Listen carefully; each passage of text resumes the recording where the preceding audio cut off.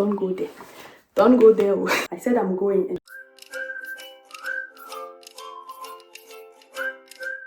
Hey guys, welcome to this new video. In today's video, I will interview a friend of mine who lived in India, okay? But right now, she's not in India anymore. So she has accepted, through online process to answer to few of my questions for you guys. So before diving right into the video, I really want to say thank you to you all. You guys by my side are making that journey pleasant and wonderful. For this reason, I really want to say thank you. For those who have not subscribed to my channel yet, please hit the subscribe button, like the video, share with your friends, and give me a lot of thumbs up, Like the video, like and like the videos. And I really want to say thank you to those who have already liked. So without further ado, we'll just start with the first part of the video. And I will ask my friend to introduce herself. Hi Nadej. Hey guys. Can you introduce yourself please? My name is Djelo. I'm from Guinea-Conakry. That's in the west of Africa. But I'm currently residing in France. I'm studying law and I'm currently in third year. But I have lived in India for 5 years from 2015 to this 2020. Great. The first question that I have is, what were you doing in India? And why have you chosen to come to India? I was studying law in India, 5 years course, BA, LLB, and I've completed the course this year. So I have just graduated. I'm a fresh graduate. And why did I choose India?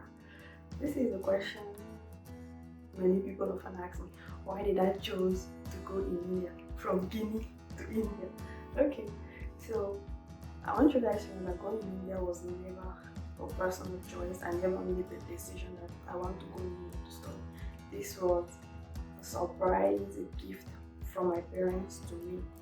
After my board exam, class 13th board exam, because in Guinea we have the class 13th, my parents, after the board exam results were announced, so they were happy and they decided to surprise me, and this was a surprise for me to go in India to study. They told me after the admission, after everything, so I just had to go in India, and that's how I found myself in India. Good. The second one is, how would you describe your experience in India? Was it wonderful? Was it awful? Was it terrible? Was it terrific? Just tell me, how would you describe your experience in India? How would I describe my experience in India? I would describe my experience as bittersweet. Bittersweet, yes. Bittersweet, why? I'll start with the sweet part. The sweet part is that I made friends. I made good friends. I met amazing people. I grew up, India is the place where I became an adult, I'll say. Going in India was like, this was the first time going away from my parents. So I'll compare, if I want to compare, if I want to compare myself to somebody that was from 5 years ago till now, there is definitely lots of changes, and that's the sweet part about it, to all my experience in India. And bitter, like I'm saying, boy, going in India, like I said, it was a surprise, a gift from my parents. They never told me that, oh, you are going in this place, this is how the people are, this is what you should expect, this is what this is. I wasn't told any of this thing. So all the things that I did in India, I did it by myself, and discovered I had to learn how to be with people, how to behave with people, all these things. I learned it by myself, and by doing that, it was very challenging for me. Yes, it was very challenging for me. place, the environment, the people. It was all so much for me to handle, and I wasn't ready for any of the things that are going to be here. I wasn't ready. But I'm glad it all happened for good reason. Because look at me now. Strong, determined. Yes, that is it. The third question is, what do you think about Indian boys? Would have you married an Indian boy if you had got the opportunity to? I don't really have any thought about Indian guys. Basically, it's like, keeping the complexity of the Indian society, the caste system, the religion, the culture, and all those things. And I was doing law.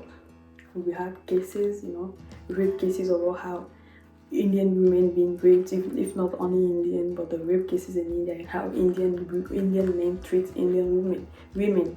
So all these things never really gave me the courage to date an Indian guy, especially when I go out, how I was being stared at by Indian guys and all those stuff. So I just felt like I'm insecure, and with the rape cases and everything, just felt like the men are so sexually frustrated. So with all these thoughts in my head, I told myself that I'm never going to date an Indian guy. Maybe there are good guys out there, but I made my personal choice that I was never going to be involved with an Indian guy, and that's what I did. Okay, so, and would I have married an Indian boy if I got the opportunity to? No, because no, yeah, and that's just a no. Wow, good. The next question is, what advice or what kind of advice would you give to a foreigner out there who is planning to come to live or come as a tourist, come to visit India? The foreigners who plan to visit India, I would definitely say yes. It's a beautiful place to visit. The people, the culture, the country is really rich in culture. There are a lot of things that to discover about the Indian society. So for visiting, yes, I would definitely recommend. Even though I didn't have the chance, the opportunity to visit the whole of India, but I went to some places. I went to Kolkata, and during this event called Durga Puja, it was one of the best experiences I ever had celebrating Durga Puja. It was like so good. So actually, it's really nice to learn about the Indian culture, the gods. There's so much, just so much. I'll give a plus for somebody who want to visit. But now for settling down, I don't know if you are going there for a study. I don't know about work, but if you are going there to study, like me, I was going to study. My friend, I will tell you, if you are not a strong person, if you're not strong by heart, if you cannot handle stress, if you cannot do any of this, you're very emotional, sensitive, you are a person when you were in your country, you used to go out often, you are not used to restrictions and all those stuff. If you go in cities like New Delhi, if you want to have party fun, go to cities like New Delhi or maybe Bangalore, to big cities where you can, and don't live inside hostel. Okay, you take your own apartment if you want to, and you stay there. But if you go to a place like where I lived, because I was staying in hostel, I was living inside hostel, where we had restrictions, rules, a lot of things, the food and everything. It was tough, and it's a place where it's very easy for someone to fall into depression. And if you cannot pull yourself together with all these restrictions and so many things, I will say to someone, don't go there. Don't go there. If you know you're strong to go for your study and not really mind all of these things, you won't let them affect you so much. Yes, you are welcome to go. If not, my dear, don't go there. Don't go there.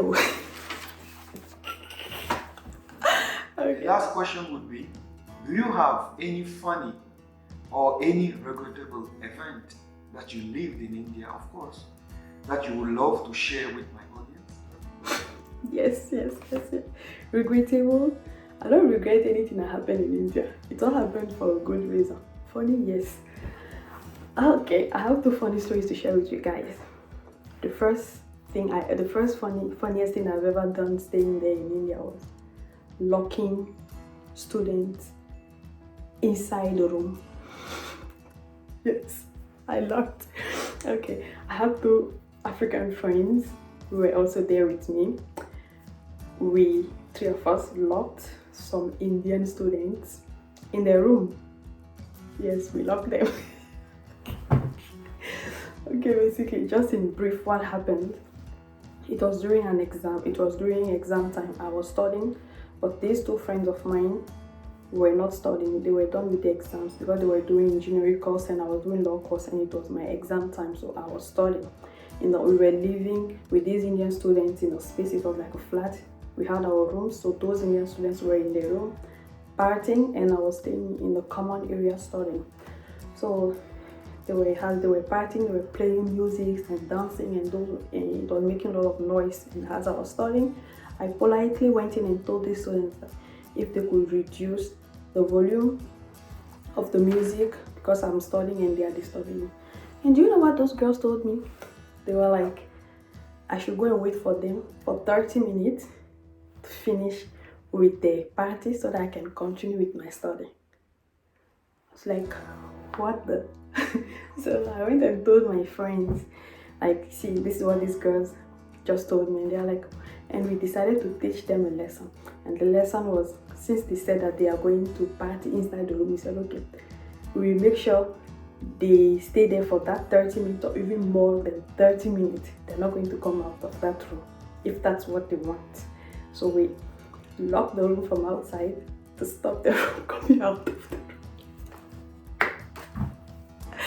So you guys can imagine what happened next.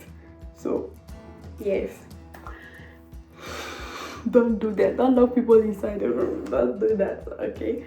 And the second thing that happened was, the second funniest thing was having a security guard run after me. This one happened recently. It was in this year during this lockdown. You know, as I was living in hostel, when the lockdown rules were announced, you know, all the students almost went back home to their families, and me, I couldn't go home, so I was living inside the hostel. And they said nobody should go outside. We will all be confined. But for me, you know, I was in the campus, and there is an international boys hostel inside the campus, which is just close to my hostel gate. So I'll leave my hostel and go to this international boys hostel gate. I had some friends that I wanted to go and meet because I was feeling bored in my hostel.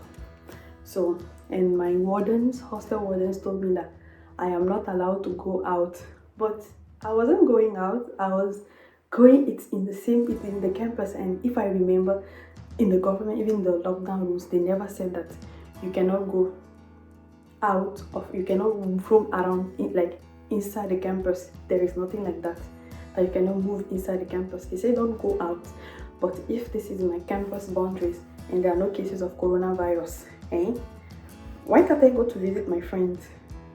So that was basically it, and I wasn't ready to have that. So I said I'm going, and they said don't go. I started running. And the security guy started running after me. I really wonder what was she going, if she was going to catch me. Another person I saw, and she was running, I was running, and she didn't catch me. And I went and just went to my friend's hostel, and that was basically it.